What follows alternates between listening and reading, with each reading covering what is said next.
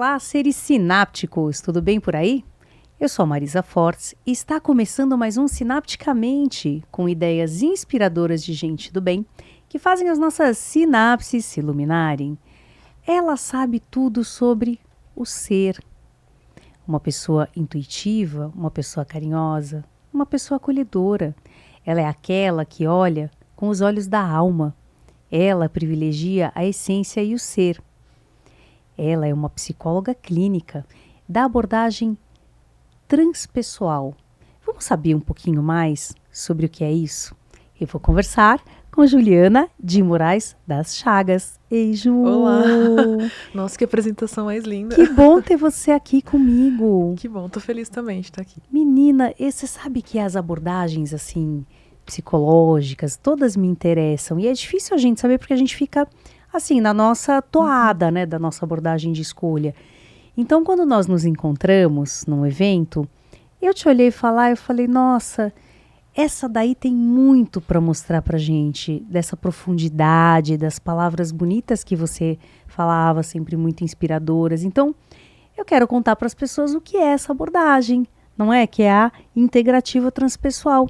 Vamos saber um pouco mais disso. Como você começou a se interessar por ela? Quais foram os seus primeiros contatos? Como foi isso? Bom, a transpessoal me acompanha desde logo que eu me formei, né, na faculdade.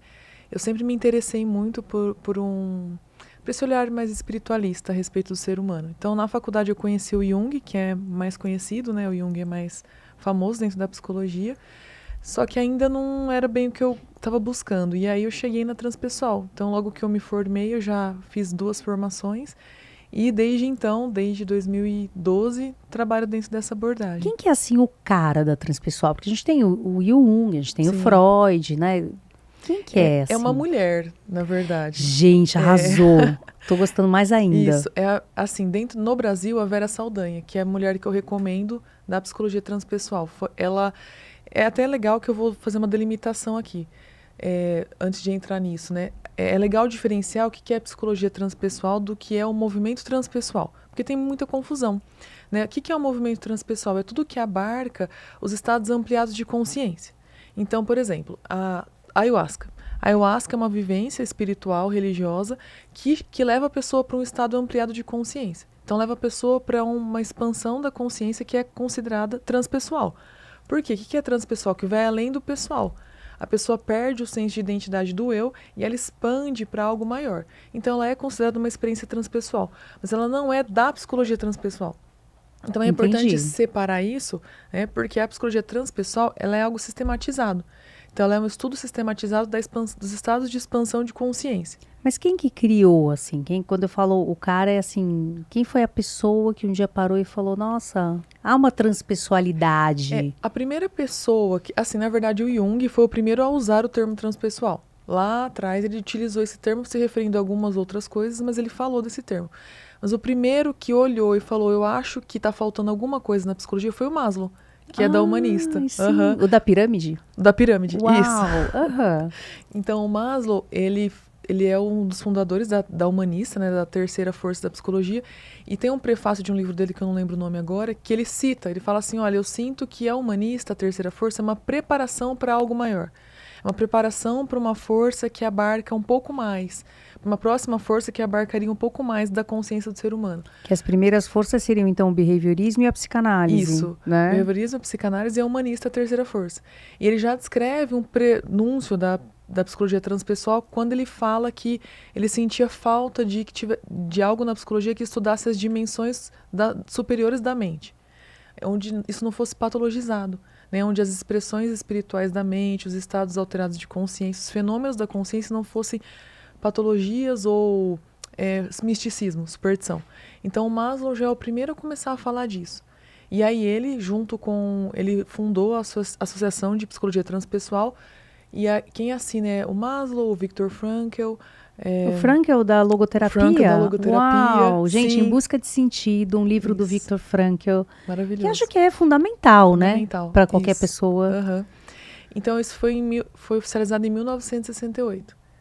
Tava Carl Rogers, que é Nossa, da Gestalt terapia, se não me engano. É dar centrado na pessoa, Isso. não é? Então, todos eles fundaram, né, junto à psicologia transpessoal, oficializaram, na verdade, é o termo correto, como sendo a quarta força da psicologia. Então, nasceu do Jung, que era da tradição das psicanálises, mas logo os humanistas foram lá, pegaram esse termo e aí sim trouxeram com a dimensão da espiritualidade. Não que nasceu, o Jung cita a palavra ok. transpessoal.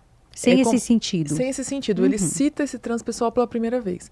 E aí o Maslow, mesmo com a terceira força, ele começa a ver que está faltando alguma coisa. Porque a psicologia transpessoal, ela vem para dar um lugar para todos esses fenômenos que não tinham estudo na psicologia. Os estados alterados de consciência, as mediunidades, os transes psicológicos, o estado de consciência que não fosse a vigília, que seja um devaneio, o estado de sonho. Alguns parapsicólogos começaram a estudar isso, mas era muito... ainda pouco, né? Eu acho. Eu não sei quando que a parapsicologia cruza nessa história. Só que é como se tudo antes ia parar no manicômio, era tido como transtorno mental.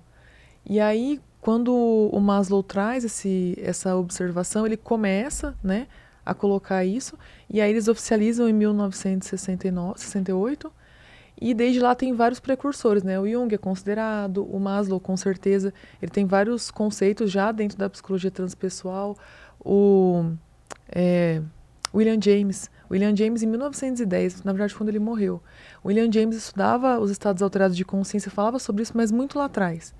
Então, tem vários que vieram falando sobre isso, mas ela foi oficializada só bem mais pra frente. E é interessante porque, se eu falar qualquer groselha, você me puxa a orelha. Vamos conversar. Mas é possível a gente eliciar estados alterados de consciência sem necessariamente substâncias? Ah, sim. Por exemplo, via respiração. Sim, sim. A respiração holotrópica. É uma forma de acessar um estado alterado de consciência para fazer vivências e tudo.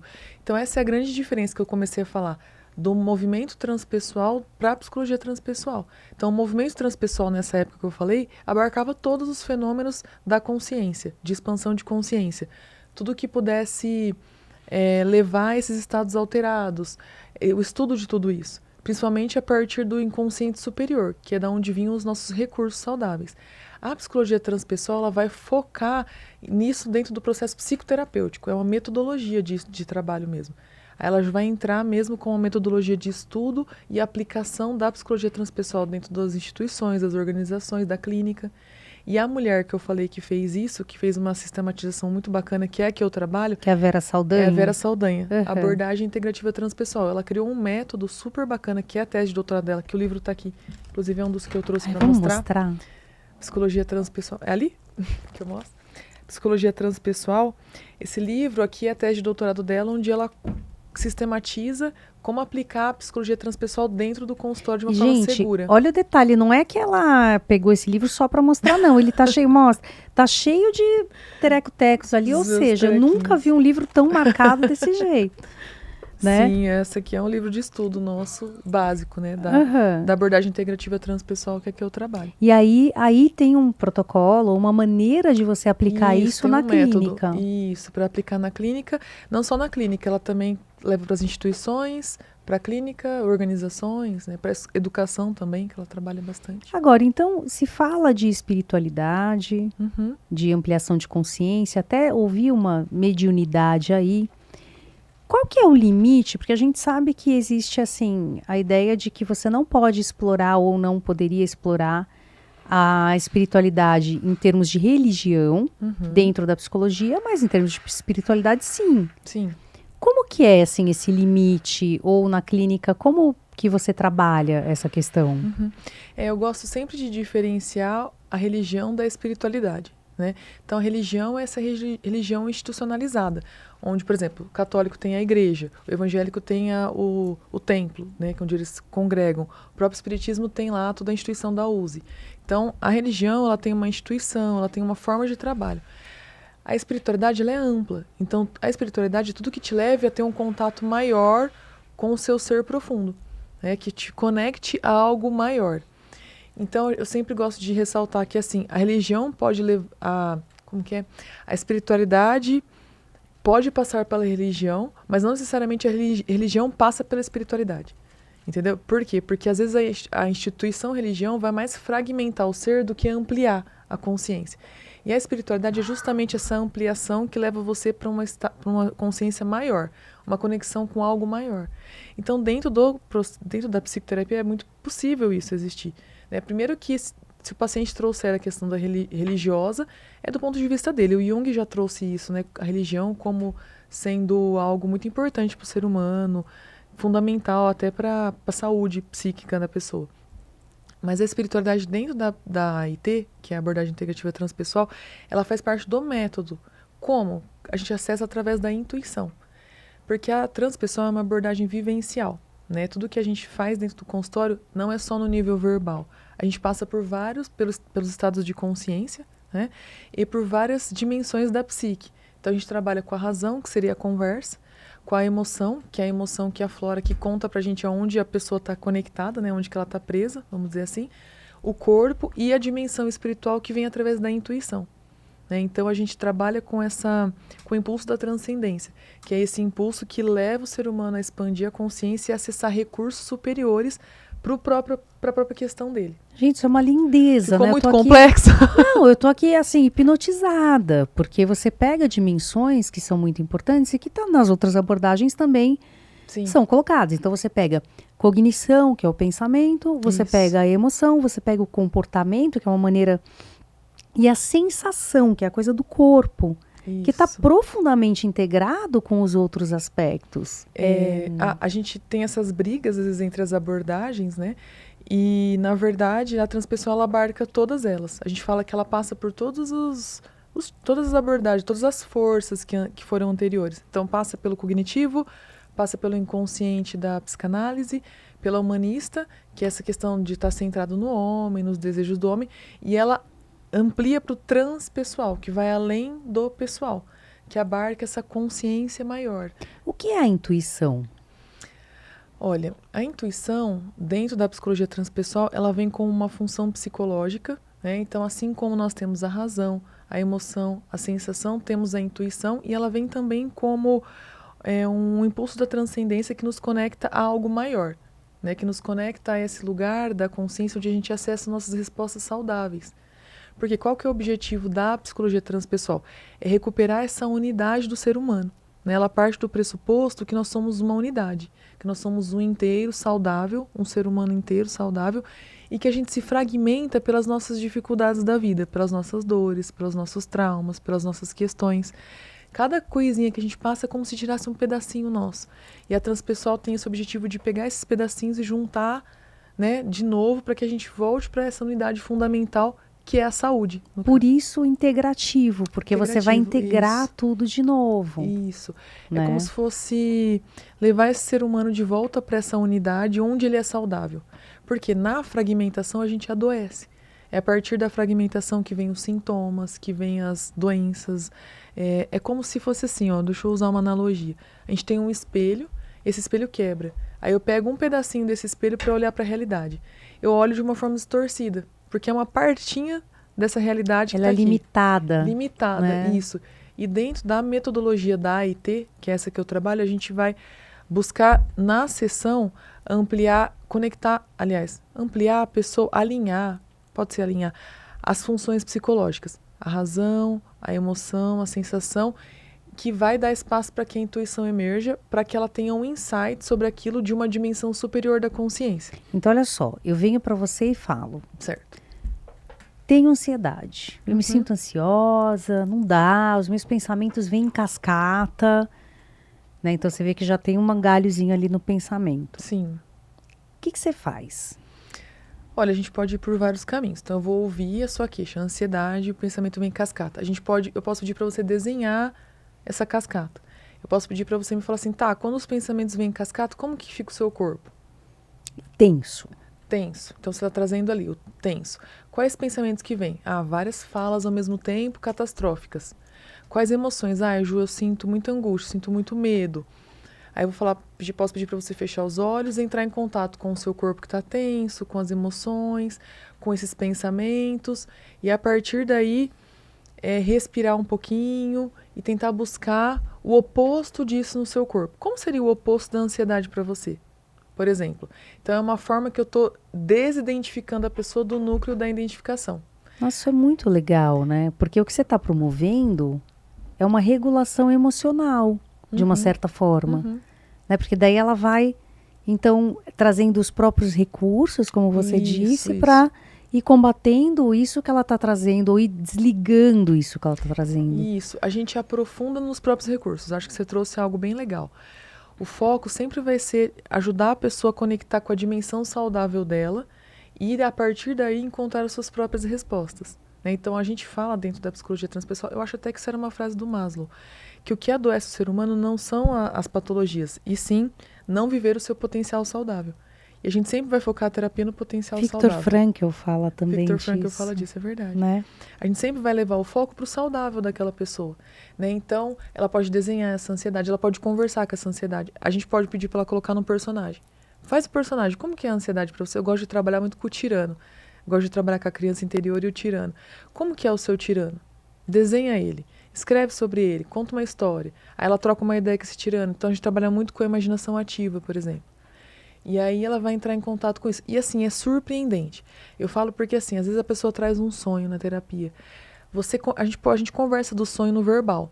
Tem um olhar. Quando ela entra no sonho, ganha milhares de significados, assim. Então, às vezes, um símbolo, aquele símbolo conversa com a pessoa, aquilo se amplia num nível super legal. E nesse processo a gente está sempre integrando as funções. Como que está o seu pensamento? Como que está a sua emoção? Como que está o seu corpo? E aí isso, você integrando as funções que a gente chama de reis, razão, emoção, intuição e sensação, você vai trazendo a pessoa para o aqui e agora, que é um conceito do Moreno, né, que o Moreno trouxe, a gestalterapia também usa, que é o estar no presente. Quando eu estou no aqui e agora, eu consigo ampliar minha consciência. Então, aquele espelho quebrado, eu paro de olhar só um pedaço para olhar inteiro. Né? Por quê? Qual que é o grande problema do pedacinho? É a distorção de percepção de realidade. Então, eu pego um pedacinho do espelho e penso que a realidade toda é aquilo. E aí eu olho, projeto em você as minhas questões, as minhas dores, porque eu estou identificada com uma partinha. Quando a gente vai fazendo o reis, que é como a gente fala, a gente vai trazendo a pessoa para aqui agora, como está seu corpo, quais ideias que vêm para você, que é a intuição, a gente está estimulando a intuição. Quais ideias vêm para você a respeito disso? Ai, será que é bem assim mesmo a ansiedade? Será que é daquele jeito? Será que está todo mundo sempre falando mal de mim? Começa a criar um espaço psíquico para que emerja esse impulso de transcendência e a pessoa acesse os recursos superiores da consciência. E a gente também pode usar recursos. Por exemplo, então agora vai entrar aí um sábio. Olha para o seu lado, vai entrar um sábio. Esses seres de luz, né? Às vezes eu pergunto, que ser que entra? Às vezes a pessoa fala Jesus, Maria, porque tem a ver com a religião dela, com a religiosidade dela. Entra o meu gato. Sabe assim? Entrou uma borboleta. Tudo pode, né? Sim. Na verdade. Vai entrar um ser que vai trazer uma luz para você. Aí esse ser entra com um conselho. Olha, por que você, quando ficar ansiosa, não vai lá fora na sua casa e anda naquele parque que tem lá, tal, por exemplo. E o que é melhor é que esse ser de luz, ele está reproduzindo essa intuição que é da própria pessoa. Isso. Então ela se apropria de um recurso que ela mesma Exato. traz. E eles vão criando caminhos psicológicos para acessar isso durante as crises, durante as dificuldades. Porque é como se fosse criando essas sinapses, né? E você acha, você vê, é muito legal isso tudo e é tão humanista, né? Realmente vem dessa fonte humanista. Você acha que chega um momento em que a pessoa fica tão treinada de fazer isso que ela vai acabar utilizando esse mecanismo ou esse caminho nas dificuldades da vida, mesmo fora do ambiente psicoterapêutico? É esse que é o objetivo, que a pessoa passe a... Eu falo que a terapia está funcionando quando ela começa a viver isso fora do setting terapêutico. Ela começa a acessar os recursos. Então elas usam a linguagem, né? Eu parei, respirei, eu chamei meu sábio. A gente faz exercícios do sábio para entregar um presente. O presente é um símbolo, explora o que é o símbolo. Tem um exercício do sábio que a pessoa sobe a montanha, conversa com o sábio de uma questão que ela trouxe na terapia e ele entrega um presente. Aí a pessoa se torna o presente.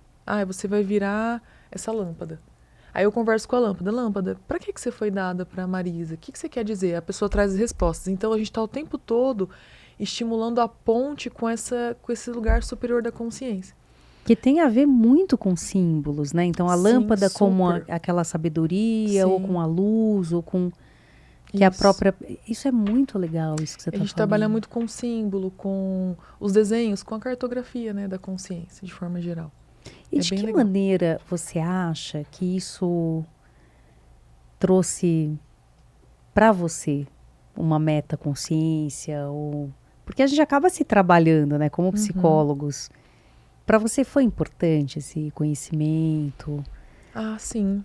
Acho que a transpessoal trouxe para mim essa. Acho que a possibilidade de viver o que eu acredito dentro do meu trabalho, né? Que fazer essa conexão de integrar a dimensão espiritual no dia a dia. Porque às vezes a gente pensa em espiritualidade, é só quando eu vou na igreja, que às vezes nem acontece, dependendo do como é vivida a religião, a espiritualidade em determinados momentos. Mas na verdade a espiritualidade é o tempo inteiro, que é essa conexão com esse lugar interior onde eu acesso as minhas próprias respostas, onde eu consigo me desidentificar da dor, né? Então acontece uma situação e eu sinto o pensamento catastrófico em cascata, como você deu o exemplo da ansiedade. Eu estou identificada com a dor. Eu estou identificada com essa situação, eu sou a dor. Por que a pessoa às vezes tem pensamentos de autoaniquilação?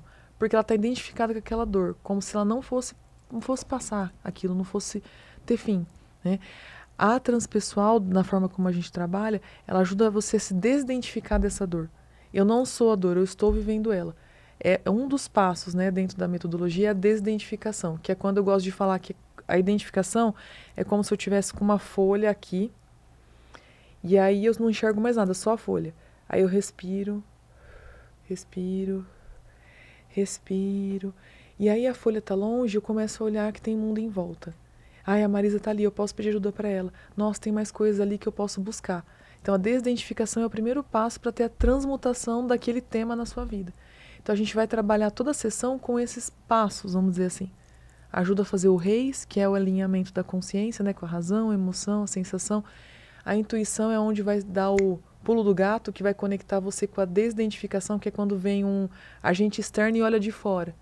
Olha, será que é bem assim? E aí eu vou passando pelas etapas da consciência até eu integrar num novo lugar. Então eu acho que isso me trouxe essa possibilidade de viver essa espiritualidade em qualquer momento da vida, né? Porque a espiritualidade pode ser acessada através da respiração, fechando os olhos, contemplando uma paisagem, eu alinhando as minhas próprias funções psicológicas. Então, aconteceu um problema, eu paro para perceber como é que está o meu corpo, quais pensamentos que estão surgindo, qual a emoção e qual ideia que pode me ajudar a olhar para isso de um jeito diferente. Eu acho que esse foi o principal ganho, assim. E você, por ser uma pessoa espiritualizada, né, essa é uma dimensão importante para você Sim, da bastante. espiritualidade, né? Uhum. Inclusive no seu dia a dia e tudo. Essa é uma abordagem que ela vem muito de encontro a esse ser no mundo ou a esse teu entendimento do mundo, Sim. né? Porque um mundo sem essa espiritualidade para você talvez não fizesse sentido Uhum. de alguma maneira. E a gente percebe que você fala disso e seus olhos brilham. Então isso conta como você se sente trabalhando com isso. Ah, eu gosto muito. É. Eu acredito que a cura, né, passa pela dimensão espiritual do ser, para que ela tenha profundidade, né? A gente pode curar o ser a nível do ego. Existe cura?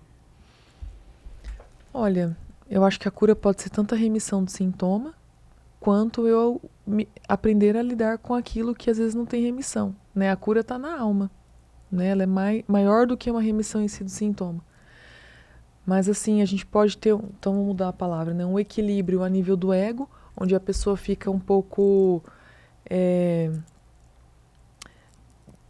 curada, vamos dizer assim, num nível mais quadradinho, Mas assim. pode falar cura, sim. É, Aham. a pessoa fica mais, a pessoa fica, ela se organiza num nível mais egóico, então assim, ela sabe que eu não vou passar ali porque aquilo me faz mal, eu já tenho minha respiração aqui comigo caso dê algum problema, só que ela não acessa uma profundidade. Na transpessoal a gente busca dar sentido e significado para as coisas, né? E esse sentido e significado passa necessariamente por essa dimensão espiritual. Qual que é a diferença entre o sentido e o significado? O que são essas duas É como instâncias? é como se eu vou olhar para aquela experiência e ela vai ter um sentido maior para mim. Entendeu? Então, a experiência da ansiedade na minha vida deixa de ser só uma experiência de ansiedade e ela passa a ter um sentido. Qual é o sentido da ansiedade na sua vida? Para que ela veio? A que ela veio? Sobre o que ela está Ela contando? está aqui serviço, A né? serviço de quê? Você dá um sentido. E quando você dá um sentido para as coisas, aquilo ganha um significado maior na sua vida.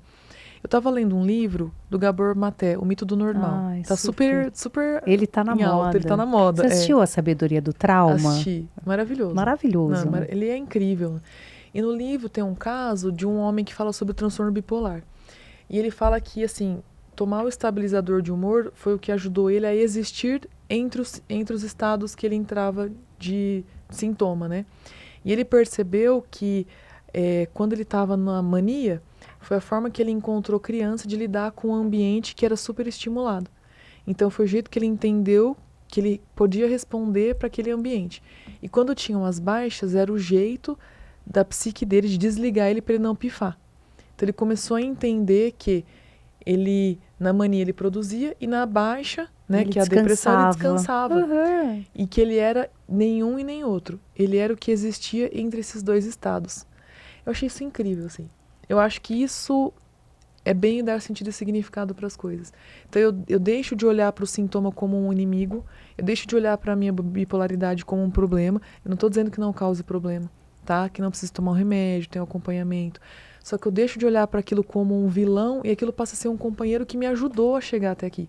E Me talvez ajudou a até, sobreviver. talvez até sair do rótulo, Sair do rótulo. né? E poder se sentir com valor. Porque a gente percebe um decréscimo muito grande de autoestima quando as pessoas vão vivendo e fazendo coisas que os outros consideram errados, recebendo críticas. Porque o ambiente, ele realmente é traumatizante em muitos níveis, em muitas camadas. E quando você me conta isso, que então, a partir das nossas vivências, vai sendo tirado um pedacinho, né? Cada problema tira um pedacinho da gente. A Transpessoal ajudando a integrar, de que maneira ela vai ajudar também a que esses pedacinhos parem de ser tirados a partir das próximas dificuldades? Como que é isso? Então, na medida em que eu vou desenvolvendo essa capacidade, talvez, de perceber que eu não sou a situação. Porque quando eu me identifico com uma situação, eu tô fisgada pela emoção, né, muito provavelmente, e eu sou aquilo. Então você inventou uma fofoca sobre mim. Vamos falar um pouco da internet, né? Eu fiz um Ótimo. post, você foi lá, falou um monte de coisas que não era o que eu disse. E a gente fica mal com aquilo, né? E fica mal, fica remoendo. Por quê? É como se aquilo que você publicou eu fosse aquilo, né? Então eu me identifico com aquela dor e eu vivo aquilo como se fosse a minha realidade. A Transpessoal vai ajudar eu me afastar daquilo, que é a desidentificação. É quando primeiro eu vou precisar olhar como eu tô. Quais pensamentos estão surgindo depois do comentário que a Marisa fez no meu post? Quais emoções? Como é que ficou o meu corpo? Será que é isso? Aí eu vou acessar a intuição. A partir do momento que eu consigo acessar uma ideia, a intuição vem muito pela ideia. Eu me afasto um pouco, eu me desidentifico daquilo e eu começo a olhar para aquilo de um outro lugar. Aí, psicologicamente, a gente vai encaminhando a pessoa da desidentificação para a transmutação. O que é a transmutação? É como se eu olhasse para aquilo pela luz e pela sombra, né? Então, não é de todo ruim, mas também não é bom que a Marisa postou, mas não é de todo ruim. Quais são os dois lados daquela situação? Eu começo a olhar para aquilo de um jeito mais horizontal. Ou flexível, né? Mais flexível. Deixa eu olhar. Considerando os significados todos Isso. possíveis. Dali, a gente favorece uma transformação de percepção. Olha, eu percebi que aquele comentário dela me ajudou a pensar que na próxima vez eu vou tomar mais cuidado com as palavras que eu uso, né? Eu acho que assim, não foi legal o que ela fez, mas me serviu disso, daquilo. Aí eu começo a ter uma elaboração daquilo que vem o sentido e o significado e integro na minha vida um novo comportamento. Vamos dizer assim. Ele passa por essa profundidade, né? Qual foi a sua pergunta mesmo? Me perdi agora. Eu perguntei assim, você ensina ele a se integrar. Isso. Agora, e no futuro, quando novos desafios mundanos vierem, como fazer para não deixar eles tirarem os pedacinhos? Isso, obrigada, eu lembrei. Conforme você vai aprendendo a lidar com essas questões da psique, você vai não se identificando tanto com essas partes, né? Com essas questões. É como se a gente aprendesse a ampliar a consciência para olhar para as coisas. Então, e não mergulhar de cabeça. Então o mundo deixa de ser tão inóspito porque a gente aprende a desenvolver um certo olhar mais flexível para aquelas coisas que vão acontecendo. buscando sempre o sentido e o significado maior por trás da experiência. E talvez não se identificando mesmo com aquela figura do fracasso, do errei, do sou uma porcaria. Isso. Quando eu busco os recursos superiores da consciência, a gente vai percebendo que nós somos seres humanos, que estamos em desenvolvimento. Então você vai se desidentificando das coisas do mundão, da normose, né? Aproveitar o que o livro está aqui. Conta dessa normose. Vamos contar da sincronicidade, que eu tô um pouco passada com isso. Tá aqui o livro. Gente, ó, então ela trouxe esse livro da normose. O nome do livro é Normose, a patologia da normalidade. Pierre Weil, é isso? Pierre Weil. Weil. Jean-Philippe Leloup, que é super famoso, esse cara que eu li na faculdade. E Roberto Crema, editora Vozes. Muito bem, normose, né? Eu estava hoje dando umas futucadas na internet para poder vir aqui, né? Pesquisando sobre os temas que nós íamos falar. Não pesquisei sobre transpessoal, mas o algoritmo me jogou num canal chamado Normose. E o cara do Normose, que eu não sei o nome, mas eu assinei o canal, eu coisei lá, inscrevi no canal. Ele falava sobre como o algoritmo vai acabar com os produtores de conteúdo do YouTube. Aí eu falei, quero ouvir isso aqui, né? Mas eu não fazia ideia do que era normose e não tive tempo de buscar o que significa esse nome. E para mim as palavras têm muito significado. Beleza, corta, seguiu a vida, eu vim aqui, encontrei. A hora que eu sentei e olhei para cá, estava escrito normose. Eu tô passada, porque qual a chance? Sincronicidade. E você sabe que sincronicidade é um termo do Jung que fala que é, como precursor da psicologia transpessoal, a própria sincronicidade é um estado ampliado de consciência. Não se falava desse jeito lá atrás, mas a sincronicidade só é percebida se você estiver num estado ampliado de consciência, que são esses pequenos sinais que se conversam no universo, como isso que você está trazendo. Se você não tivesse atenta, passaria batido. Você ia falar, nossa, parece que eu vi isso hoje, mas nem tchum. E olha só, é super sincrônico você ter visto hoje e eu ter trazido o livro e eu tava saindo de casa, eu falei, vou levar esse, aí eu bati o olho e falei, vou levar esse também. Então, qual a chance? Exato. Isso é uma sincronicidade gigantesca. Se você não estiver atenta, esses sinais que a vida fala com a gente passam. Mas então existe uma teia metaconsciente que traz pra gente essas informações e a gente vai fazendo as coisas? Pode ter muitas coisas. Aí eu quero falar disso, vamos? Pode ter muitas coisas. Vamos brincar um pouco disso, de filosofar disso. Eu acho que assim, vamos pensar, ficando na psicologia, a gente tem a comunicação inconsciente, né? A gente precisa ir muito longe. A própria teia, a própria rede do inconsciente, elas se conversam, né? E a gente inconsciente coletivo? O inconsciente coletivo, o meu inconsciente, o seu, de que todo mundo está nessa sala, de quem está assistindo a gente em casa, por exemplo, né? É uma teia que se conversa, mas eu não deixo de achar que essa inspiração / intuição chegou até você e até mim, que trouxe o livro, porque não era o livro que eu ia trazer. Então, não é muito doido isso? É muito interessante, é uma conversa. E a própria sincronicidade, que é o termo do Jung, ela, até minha psicóloga falou disso comigo, só é a pessoa que percebe muitas sincronicidades na vida, ela está num estado ampliado de consciência. Qual, Ju? Deixa eu explicar isso melhor. O estado que a gente está, talvez eu e você estejamos num diferente, mas assim, no estado que a gente fica normalmente é a vigília. Acordado. Então eu tô lá dirigindo, tô comendo, tô fazendo as coisas, a gente tá na vigília. É um estado onde o ego tem muito domínio da consciência. Então ele tá ali meio que mandando em tudo. Para eu entrar nos estados mais ampliados, eu tenho que, às vezes, fazer uma respiração mais profunda. A própria respiração holotrópica que você falou é uma forma de entrar em estado ampliado sem nenhuma substância. Fechar os olhos já me leva para um estado diferente de consciência, né? Conversas como essa, percepções como essa, eu tenho que estar num outro estado, senão parece uma besteira. Então parece uma besteira. Nossa, que besteira. E na verdade são essas conversas que nos levam a lugares mais profundos com sentido e significado, que é algo que a gente vai trazer muito dentro da transpessoal. Qual é o sentido e o significado dessa experiência? O que será que isso quer dizer? O que será que isso quer dizer para você e para mim? Que estamos aqui hoje, sem termos conversado, a gente trouxe o mesmo tema, subjetivamente falando, né? Então esse lugar você tem que estar atento. Você tem que sair desse estado de vigília para um outro lugar. Na transpessoal, para a gente fazer os exercícios no consultório, a gente leva a pessoa para o estado de devaneio. O que é o devaneio? Sabe quando você está acordando e aí você está assim dormindo e toca o despertador, aí o despertador entra no seu sonho, aí você está desligando o despertador, mas na verdade você já está ouvindo alguém falar no corredor, mistura tudo? Você está meio acordado, meio dormindo? Esse é o devaneio. Quando você não tá nem lá nem cá, você não tá nem acordado e você não tá nem no sono, né? Você tá nesse meio lugar. É ali onde a gente elabora os processos da consciência e faz os exercícios. Porque é onde o ego fica mais flexível, ele fica menos rígido, menos desperto e eu consigo acessar mais os recursos da consciência superior. As respostas, o sábio. E como tudo que isso. você faz? É uma indução hipnótica? Quais as ferramentas que você Por usa? exemplo, pode ser a imaginação ativa. Marisa, fecha os seus olhos, respira fundo. Tarará, agora você vai imaginar que você está na natureza. Eu estimulo os 5 sentidos.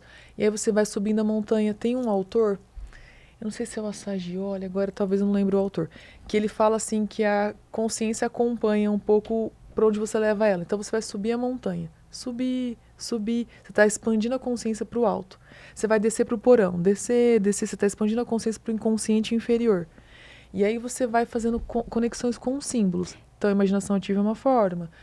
Os próprios, às vezes, a própria conversa. Você também leva para um estado ampliado de consciência. Eu uso esse recurso, né? Dessa viagem. Então, para instalação de lugar seguro, Isso. né? Para você ir recursando a pessoa, o encontro com o sábio e tudo. Isso. Então, esses percursos, é isso que você está falando. Isso, sobre uma isso. ferramenta para ensejar o devaneio. Isso. Que legal. Eu não, olha, tá vendo? Eu fazia, mas essa palavra devaneio eu não conhecia. Quando você usa um exercício como esse, você está levando a pessoa para um estado ampliado de consciência. Ela sai da vigília. Às vezes até uma conversa como essa de sincronicidade tira a gente da vigília, porque você fica pensando nessa comunicação invisível que conecta tudo e todos, como você falou. Tem uma rede, né, que conecta tudo e todos. Nós estamos dentro da transpessoal, a gente parte desse lugar de estarmos conectados, né? E que não existe fora, né? Tudo tem a ver com tudo. Todas as pessoas estão ligadas a todas as pessoas. Então é esse lugar dessa consciência cósmica que a gente vai trabalhar sempre nessa conscientização do meu papel aqui no mundo, para mim, para você, para quem está ao meu redor, para o planeta, para o universo. E quando você fala assim, consciência cósmica, o que cósmica significa? Significa o cosmos, ou seja, é aquela o universo. que vai além da Terra, é como se fosse essa da matéria. Consciência maior de que nós somos um planeta, estamos conectados com algo maior, com esse divino que habita em nós, de que eu tenho uma responsabilidade com a minha vida, com a sua vida, com a vida de todos aqueles que estão ao meu redor. E que quando eu melhoro, que foi um pouco do que eu falei na palestra que a gente se conheceu, né? Nossa maior prova de amor é o mergulho, né? Porque quando eu mergulho em mim, eu faço isso por mim e por você. Porque quando eu melhoro, eu não melhoro só para mim, eu melhoro para você, porque eu deixo de te atormentar, tirando um pouco a poesia. Olha que coisa boa, né? Isso é verdade. Quando eu mergulho em mim, é uma prova de amor para mim e para a humanidade, porque eu estou melhorando, né? E o Jung traz a questão do inconsciente coletivo. Quando eu melhoro a mim, eu evoluo a consciência coletiva também, né? Então, a gente estava falando da normose. Esse livro, né? Tudo isso começou porque você mostrou o livro. Então, conta o que é a patologia da normalidade. É um termo que foi cunhado pelo Pierre Weil, Jean-Yves Leloup e o Roberto Crema. Eles estavam, olha só uma sincronicidade, eles contam no começo do livro, que eles estavam trabalhando com esse tema separadamente, os três, ao mesmo tempo, e aí eles se juntaram e escreveram um livro, mas os três já vinham pensando sobre isso. Acho que o 2 e o Pierre Weil viu, o Leloup e o Crema fazendo e juntou, né? Então já tinha uma sincronicidade acontecendo. Normose seria essa patologia da normalidade que a gente vive hoje, onde às vezes conceitos, acho que pode ser conceitos, adoecidos são tidos como normais e experiências saudáveis são tidas como patológicas. Então a gente acaba vivendo a patologia por medo da exclusão social. Dá um exemplo. Deixa eu pensar. Pra gente entender. Assim. Talvez a cultura da magreza. Sabe? Que o belo é ser magro e as pessoas adoecem para emagrecer, cultuam às vezes um corpo que não é saudável, mas porque ele é aceito socialmente, todo mundo quer ter, mas não necessariamente é saúde. E a pessoa que está bem com o corpo dela, que às vezes está num outro padrão, se acha errada. Então o normal é ser magro. Dentro da cultura. Dentro dessa cultura. De beleza, que sim, pode ser patológico. Pode ser patológico. Então, aí, essa é a patologização do normal. Às vezes, um culto à beleza acima de qualquer coisa. Acima da individualidade do ser.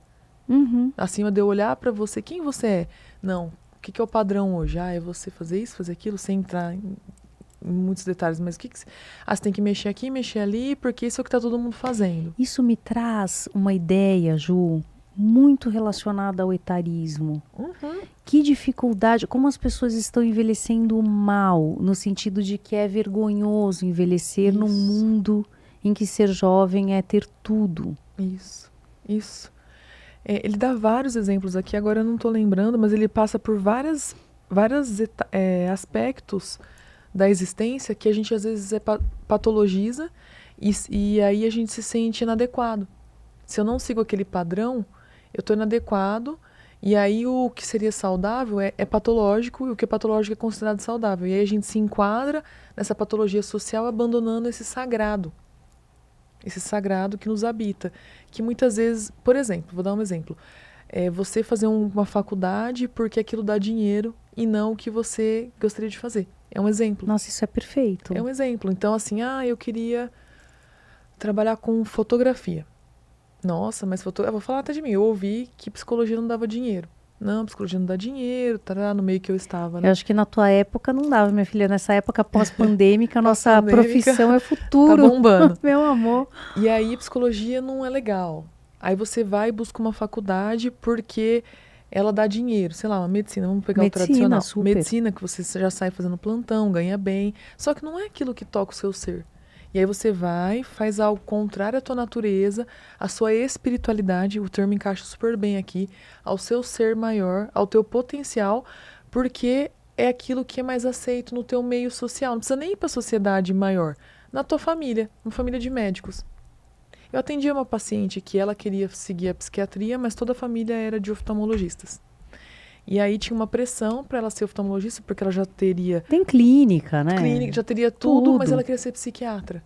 E era uma briga dentro dela, entendeu? Isso pode ser uma normose, é enquadrar ela num lugar normótico, onde que é o padrão, né? Mas que não é, que é considerado normal, mas não é o padrão da alma dela. Então é como se a gente se sentisse inadequado. Ele fala do medo do ostracismo. É o medo de você se sentir excluído dessa sociedade adoecida, por você seguir o teu ser. E fazendo uma conexão, o Maslow traz 2 mecanismos de defesa. Isso é muito legal, porque a gente só ouve falar de mecanismos de defesa do Freud, né? Sim. E o Maslow escreveu 2 mecanismos de defesa, que é a dessacralização e o complexo de Jonas. Opa, vamos saber isso daí. Super legal, adoro. Dessacralização, vou te dar primeiro um olhar leigo, porque eu nunca ouvi essa palavra. Beleza. Aí a gente vai brincar de você explicar o que é real. Tá. O que é sacro, para nós é sagrado. Então eu vou precisar tirar o caráter sagrado de alguma coisa, é isso? Isso. Então agora você conta como é que é isso. Ele fala que a dessacralização é você tirar o sagrado do cotidiano. Banalizar a vida. Estarmos vivos é sagrado. A gente não pensa sobre isso. A gente nunca pensa sobre isso. Não, é como se você fosse tirar o sentido sagrado da existência, do estar vivo, do estar aqui na Terra. Você desacraliza algo que é sagrado e torna vazio. Dá até para fazer uma conexão com o Viktor Frankl, que fala do vazio existencial e da perda do sentido da vida, que é uma das grandes causas do suicídio. Então você vê que tem todos esses... Mas então, uma maneira de eu me defender é eu não considerar a vida sagrada ou não dar conta disso, porque senão eu vou viver com medo de perder, já que ela é tão sagrada. É como se eu tirar o sagrado da vida, deixasse ela banal. E isso é uma normose. Ele fala que não viver o sagrado da vida é uma normose, que tá banalizado, entendeu? É qualquer coisa tá aqui. Entendi. E não é qualquer coisa, né? É um milagre, né? Vamos dizer assim, pensar na existência, no que a gente pode fazer pela Terra, por nós mesmos, né? Sempre a Transpessoal vai trazer esse olhar. Por nós, por aqueles que estão ao nosso redor, pelo planeta, pelas pessoas, com os nossos potenciais. E o outro mecanismo de defesa que ele traz é o complexo de Jonas, que vem ao encontro disso, que é você não realizar o seu potencial. Tem toda uma história de Jonas que é da Bíblia, né, do Velho Testamento, que o Jonas foi engolido pela baleia, ficou 2 dias na baleia. Isso, por quê? Porque Deus fala com ele e fala, Jonas, vai lá, eu acho que é Nínive, talvez seja Nínive, agora fugiu a palavra. Vai para Nínive, você vai lá pregar para o povo de Nínive. E ele fica com medo, porque teve um chamado divino, é o símbolo, né, do chamado divino, do despertar. Ele fala, eu não. Ele pega um barco e escolhe ir para Tarsis, que é uma cidade de campo, de veraneio. E aí ele entra no barco, bonitão, e fala, vou para Tarsis. Não vou não, você acha que eu vou fazer isso? Vou nada. Só que ele entra no barco, vai pro porão dormir, é o símbolo do inconsciente, e tem uma tempestade lá fora. Ele tá dormindo no fundo do barco e o bicho tá pegando lá fora. Tempestade, tarará. A galera do barco se reúne e fala, o que tá acontecendo? O que tá de errado? Ah, a culpa é desse cara que tá dormindo aí. Pega e joga ele no mar. Ele é engolido por uma baleia, fica 2 dias dentro da baleia meditando no escuro, e aí ele fala, beleza, então vou seguir o meu chamado divino. Aí ele vai para Nínive pregar para o povo e tem toda uma história que se desenrola dali. O complexo de Jonas é um símbolo da gente não ouvir o nosso chamado espiritual. E olha o que acontece. Olha o que acontece. Um rebuliço O povo no te inconsciente. taca no mar. Taca no mar do inconsciente, te joga no mundão para você entrar em contato com você mesmo novamente. Então, tanto o complexo de Jonas quanto a desacralização são formas normóticas de se viver a vida, que é você deixar o seu potencial, o seu chamado divino, que a gente, quando eu falo divino, é esse Deus interior. O vós sois deuses mesmo, a sua espiritualidade. É você abandonar o teu caminho porque não dá dinheiro. Agora, como a pessoa... Isso daqui vai dar um corte, gente, fenomenal. Peraí. Vamos lá, ó. Um desi? Como a pessoa faz para achar ou acessar o seu chamado divino? Porque eu ouço as pessoas falando, eu não sei qual é o meu propósito, as pessoas estão perdendo realmente sentido nesse mundo. Como fazer? Dá a dica assim, vapt-vupt, como é que a pessoa... Vapt-vupt. Olha, eu acredito que um processo psicoterapêutico orientado para a conexão interior, todo processo psicoterapêutico é para isso. Mas eu digo assim, é onde você consiga focar nessa orientação de conexão com seus potenciais. Uma coisa que eu gosto de falar é, o que você gostava de fazer quando você era criança? Me responde essa pergunta, Marisa. Boa. O que você gostava Eu gostava de de fazer? cantar, de dançar, de me comunicar e, sobretudo, de ajudar as pessoas O que você faz na hoje? palavra. O que você faz hoje, Marisa? Nossa, é verdade. Faço tudo isso. Não Faço é? tudo isso, é verdade. Então, coisas que você gostava de fazer quando criança. Mas, ó, eu me encontrei Hum. quando na psicologia. Porque antes, como jornalista, eu falava com as pessoas, né? Eu tinha essa coisa da comunicação. Mas eu realmente me senti completa e una quando eu entrei para a psicologia e fui clinicar. É exatamente isso, é perfeito isso que você Coisas traz. que você gostava de fazer quando criança. Eu amava teatro, eu amo teatro. Eu sempre fiquei brincando que se eu não desse certo, eu ia fugir com o circo e ia ser artista por aí. Eu amo teatro. Sempre gostei de conversar, gosto de pessoas. Eu lembro que quando eu era mais nova, as minhas amigas falavam assim, você devia ser psicólogo, porque você dá tantos conselhos bons. Psicólogo não dá conselho, tá, gente? Mas assim, era isso que a gente... Psicólogo orienta. não dá conselho, mas era isso que eu ouvia. Então, assim, a criança, ela tá... Claro que a gente não pode... Tem muita criança que sofre muito, mas a criança, ela tá mais livre para acessar os potenciais, quando ela não tá muito machucada, quando ela não tá no meio tão adoecido. Recuperar essa conexão com a criança interior. É um trabalho que a gente faz na psicologia transpessoal. Inclusive, eu tenho um livro que eu estou escrevendo que fala sobre isso, sobre a criança interior e o seu tirano, né? Como que a gente recupera e cura essas feridas infantis para trazer esse potencial. Então, uma dica de conexão é resgata a sua criança saudável, interior. Ela vai te A contar. sua criança livre e feliz. Livre e feliz. Ela vai te né? contar qual que é o teu caminho. E é interessante você falar isso porque muitas escolas e abordagens de psicoterapia, de fato, elas buscam esse contato com a criança interior. Sim. Né? Eu não tenho muita certeza sobre o behaviorismo, creio que não, mas dentro da terapia cognitivo-comportamental, as abordagens de terceira geração, Sim, terceira geração. né? Então você vai ter ali... Terapia de aceitação e compromisso, né? Até a própria terapia do esquema, ela tem um exercício no qual você, né, acolhe, encontra e acolhe a sua criança ferida, né, como você diz, que não teve as necessidades emocionais básicas atendidas, né, ou que tenha sofrido essas coisas quem nunca, né? Acho que todo mundo.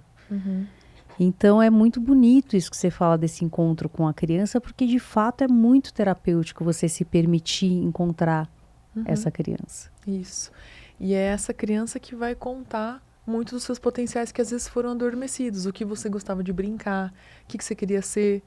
Né? E às vezes a gente se desconecta disso por uma normose, trazendo o termo, né, do livro, ou da sua família, ou do seu contexto social, da sua cultura, ou da sua sociedade. Tem vários tipos, né? E até da sua necessidade. Exato. Porque às vezes a pessoa não também. pode fazer uma faculdade de moda, entendeu? Ela tem que Exatamente. alimentar a família inteira. Exatamente. Como é que vai fazer? Como que ela pode inserir o que ela gostava na vida que ela tem hoje?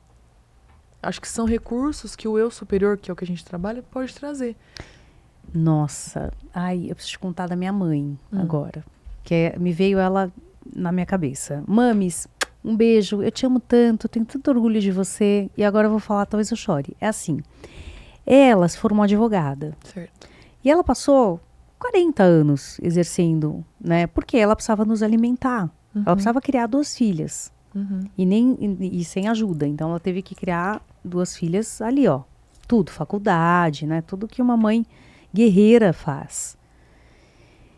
Quando essa fase passou, ela foi estudar acupuntura. E ela é a melhor acupunturista que eu conheço. Ela é muito boa no que ela faz. E ela realmente se encontrou nesse lugar. De ser uma acupunturista que talvez fosse de fato o que ela tinha que ter sido a vida inteira. Então olha que delícia nessa vida ela ter podido encontrar esse potencial. E não é qualquer coisa, porque é um curso internacional que você decora, sei lá quantos mil pontos. E aí você tem a prova na China que tem que fazer. E ela foi para a China, sabe assim? Ela se tornou realmente uma baita. E aquilo para ela ia... que nem manteiga, assim, fluía. Por quê? Porque era talvez o que ela tinha nascido para fazer. O potencial dela. E hoje ela é uma bárbara, assim, atende as pessoas e leva a luz. Mas você sabe que no livro ele comenta sobre essa questão social que obriga a gente a ter que fazer coisas para sobreviver. Isso é uma normose. A gente achar que tá tudo bem, uns viverem com tanto, outros com tão pouco. É uma doença da nossa sociedade. Não tá tudo bem, Não, né? não tá tudo bem. A gente vive como se tivesse, tem que viver, né? A gente acaba seguindo. Não deixa de ser uma questão social que deveria ser uma questão de todos nós. Então, isso que você está trazendo, claro que num nível diferente de quem às vezes tem um sofrimento maior, mas sua mãe teve que abandonar um caminho porque ela precisou seguir outro, e que bom que ela pôde se reconectar com ela. Não deixa de ser uma patologia da nossa sociedade as pessoas não terem acesso, né, aos seus potenciais, aos a poderem seus viver sonhos. aos seus sonhos. Sim, ele vai falar sobre isso no livro. Imagina agora um mundo utópico, vamos brincar de pensar isso, né?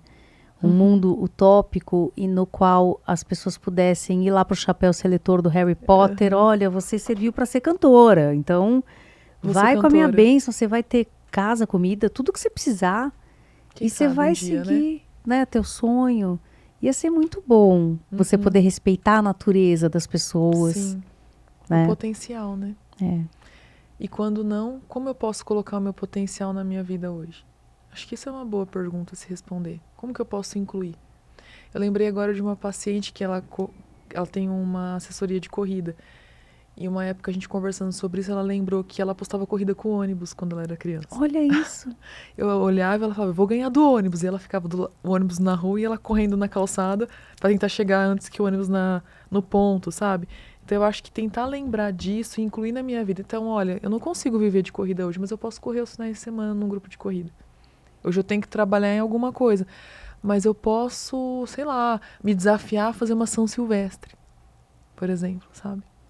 E talvez quando você atingiu um patamar financeiro, econômico que é possível, né? E sim fazer um curso de moda, por que não? Por que não? Né? Exato. Um curso de corte e costura. Por que não? Porque é isso, né? É bem da tua área isso, a gente deixar florescer as nossas virtudes, isso. A fim de colocar todo o nosso potencial para fora, não necessariamente para agradar o outro, para qualquer coisa, mas para que nós possamos viver a nossa essência.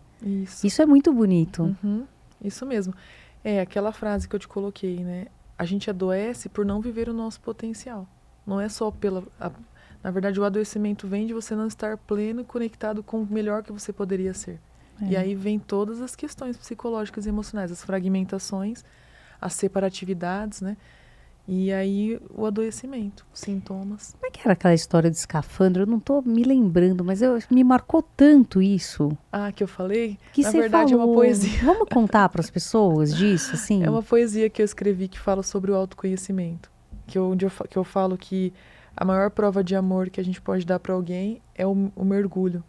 Que a gente não deveria dizer eu te amo. Deveríamos dizer eu mergulho em mim por você, que também pode ser ouvido eu mergulho em mim pela humanidade. Isso aqui é prova de amor. Se você encontrar um mergulhador em seu caminho, o agarre. Mas o agarre com máscaras de mergulho e lanterna à prova d'água. Pois o verdadeiro mergulhador... até esqueci agora. Pois o verdadeiro mergulhador só pode ser reconhecido por outro. E aí ele vai falando sobre a importância do autoconhecimento e que só um verdadeiro mergulhador pode conduzir outro nesse caminho, né? Que é aquela questão de que eu consigo conduzir o outro até onde eu fui dentro de mim. E como a gente precisa ter coragem para esse mergulho, porque o mar lá embaixo, as águas, né, profundas, elas são escuras. Sim. E como a gente precisa ser a lanterna um do outro, às vezes. E que não dá para enganar, né? Até no poema falo que não tente enganar o mergulhador com uma iluminação falsa à prova d'água, pois ele conhece os caminhos da mente vistos a partir de dentro. Então, uma pessoa que se autoconhece, ela tem esse poder na mão, né? Ela não se identifica com qualquer coisa, ela está ligada. E o estar ligada, ela está conectada consigo, com o seu divino, com a sua espiritualidade, com a sua lanterna interior. Então, ela não vai se deixar levar por qualquer falso profeta, né, que passe por aí. Sim.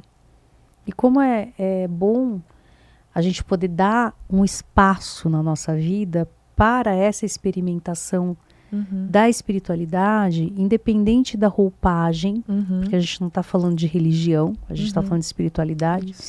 Né? E essa espiritualidade, ela tem a ver com essa conexão com o que quer que a gente queira, mas sobretudo com o que está dentro da gente e da nossa, né, do nossa terceira dimensão, ou terceiro estágio, de algo que está além mesmo.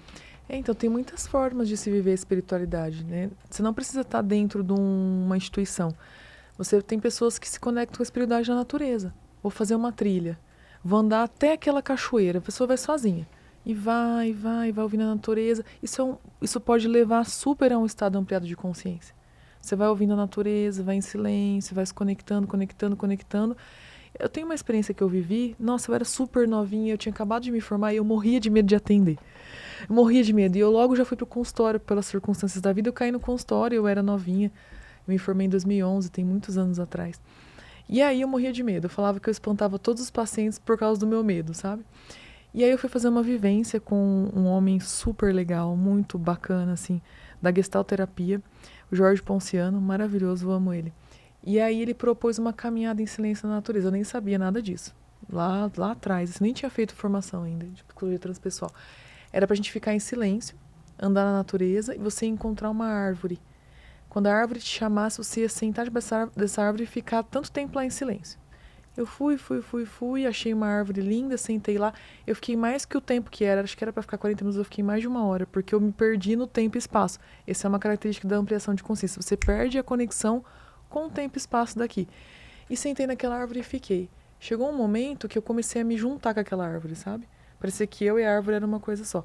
E aí veio uma frase na minha cabeça repetitiva. Por que você tem medo? Você é do tamanho do universo. Por que você tem medo? Você é do tamanho do universo. Eu fiquei ouvindo isso, assim, num looping infinito. Fiquei um tempão lá, tive uma crise de choro, voltei. Quando eu cheguei já tinha acabado o tempo, estava fazendo até outra atividade. Mas aquilo foi fundamental. Eu voltei pro consultório sem medo. Ju, como assim? Como que isso fez você melhorar o medo? Melhorou. Se não melhorou 100%, melhorou 70%. Gente, foi uma experiência transcendental. Você transcendeu. Parece uma besteira, nossa, que besteira. Zero besteira. Mas ali na hora, quando você entra nesse estado ampliado de consciência, você se comunica com uma outra coisa. Com essa experiência que eu falei da expansão de consciência cósmica, espiritual, eu entrei em contato com outro lugar. E aquilo curou, naquele momento, curou o meu medo. Pelo menos aquele que eu tinha, que eu ficava apavorada para atender. E eu já voltei diferente para o consultório. Ela é instantânea, né? Nesse caso, foi uma experiência culminante, foi muito instantânea. A da terapia pode ter experiências assim, mas elas são construções, né? Vão sendo integradas na psique da pessoa aos poucos. Agora, eu fico pensando que também para esse tipo de trabalho, certas pessoas que são um pouco mais céticas, ou totalmente matéria, deve ser difícil, né? Assim, inicialmente. Claro que depois. Sim, eu acho que gosta. Tem caminhos. Existem caminhos. Eu penso assim, se a pessoa veio parar no meu consultório, alguma afinidade, alguma coisa ela está buscando. E às vezes a gente vai encontrando recursos para construir essa comunicação com o inconsciente superior da pessoa. E a própria pessoa vem trazendo as sincronicidades. Nossa, você não acredita que eu vi tal coisa que eu lembrei do que você me falou. Sabe essas sincronicidades? Nossa, eu saí daqui, minha mãe me ligou e falou tarará, que você falou na terapia Porque comigo. Já está mais... Tá no estado de expansão. Com essa abertura, né? Isso. Às vezes os céticos são os que mais surpreendem. Que vêm com mais respostas, com mais abertura até. Sem tantas... Ô Ju, essas sincronicidades acontecem comigo o tempo todo. Ótimo. Então, é uma coisa muito interessante. Você falando isso, caíram várias fichas. Porque isso daí da normose, esse evento, é muito comum acontecer comigo. De vir uma palavra, aí de repente, naquele dia você encontra o paciente e aquela palavra é o tema da sessão. Sabe assim, essas coisas? Sim. Uau, vou Uau. estudar mais sobre isso. Vou Sim. querer ler esse livro aí, hein? Ele é ótimo. Não da Normose, o outro, porque eu achei o outro muito interessante. Os dois são ótimos. Os dois são maravilhosos. Tem vários autores, né? Da transpessoal. O Jean-Yves Leloup é maravilhoso, né? Leloup eu lembro da época da faculdade. Sou fã dele, amo. E agora, assim, o que você pretende? Então, você tem o consultório, Isso. eu vi que você faz algumas atividades também no meio espírita, né? Que você é uma atuante nessa... E você está escrevendo um livro. Tô. Acabei de saber desse assunto aí que eu não sabia, né? E agora, assim, o que você gostaria por teu futuro? Quais são seus momentos desejos? como esse me agradam muito. Poder falar sobre tudo isso, trocar, sabe? Foi uma estreia, né? No podcast é a primeira vez. Que delícia. Mas eu tenho tido muita vontade de falar, sabe? De ir para fazer palestra, de dividir tudo isso, porque para mim é um assunto que me toca muito. E levar o conteúdo para que as pessoas possam melhorar na sua vida, né? Assim, não necessariamente só quem está dentro do consultório, quem tem acesso, mas que elas possam refletir, ter um autoconhecimento, aprender a fazer o reis, que é uma coisa super simples, né? Alinhar o pensamento com a emoção, com a sensação e com a intuição. Isso já ajuda você a ampliar a tua consciência, sair da identificação, sair daquele pedacinho de vidro e tentar olhar para o campo de futebol inteiro, né? Todo mundo pode fazer isso. Todo mundo pode fazer isso. Né? Eu acho que poder levar a psicologia para as pessoas, isso é uma coisa que me agrada, assim, sabe? Para o maior número de gente possível, né? Então, eu vou pedir para você olhar para sua câmera e deixar uma mensagem para todas as pessoas que estão nos vendo, uma mensagem do que você quiser e considerar importante para o crescimento delas, algo que você possa oferecer como um presente para essas pessoas. Nossa, primeiro agradecer, né? Agradecer estar aqui, poder conversar sobre tudo isso, que é um assunto que me toca muito, que eu tenho muito prazer e alegria de falar, e lembrar que a espiritualidade ela é inerente do ser humano. Todos nós temos essa dimensão psíquica, que é a intuição, todos nós podemos acessar isso. Se você falar, Ju, mas eu não tenho nenhuma religião, não tem problema. Procure coisas que te conectem com você. Uma caminhada na natureza, a contemplação da natureza, vai para um lugar bonito e fica sentado em silêncio olhando, a meditação, a oração, uma boa leitura, uma boa conversa, a respiração, fechar os olhos, ouvir uma música, tudo isso são possibilidades de conexão para algo maior. Então, é possível me desidentificar das minhas dores, das minhas fragmentações e ir atrás de algo que me traga uma boa resposta. Eu acho que é isso. E uma boa resposta é a gente se sentir bem com a gente. Eu aprendi isso ao longo dos anos, dessa jornada. Como é bom a gente se sentir bem com a gente. Claro que ocasionalmente a gente vai ter algum ranço de nós mesmos. Afinal, somos humanos vivendo uma aventura humana. Mas essa sensação, ela é muito boa. Não é? Então, a sensação de gratidão que eu experimento nesse momento, por você ter vindo, por você compartilhar essa sua mensagem que é tão linda. Eu te desejo todo sucesso. As minhas portas sempre estarão abertas para você. E eu agradeço do fundo do meu coração a sua participação. Eu que agradeço. Gostei muito de estar aqui. Obrigada. E é isso aí. Nesse clima de paz e harmonia, estamos terminando mais um Sinapticamente. Muito obrigada pela sua presença até aqui. E lembra, cuida de você. Um beijo grande e até a próxima.